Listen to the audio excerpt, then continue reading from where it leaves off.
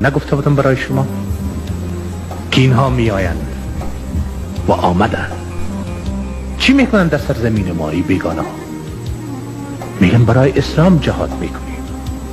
و برای شما میگم که قدر دور چرا آمدن. جهاد فلسطین علیه اسرائیل جریان دارد.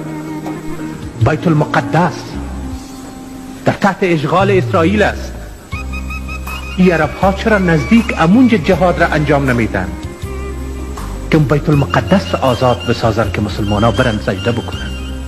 که قدر راه دور طی کردن با پاکستان خود میرسن از اونجا غیر قانونی وارد افغانستان میشه و در اینجا با خود پول میارن و در میان مردم ما تقسیم میکنن که برادر بکش، که فرزندت بکش، که اولادت بکش، که زن را و بیوه بساز، که یتیم را بگذار اشکش بیاید، خانه را ویران کو، وطن را از بین ببر.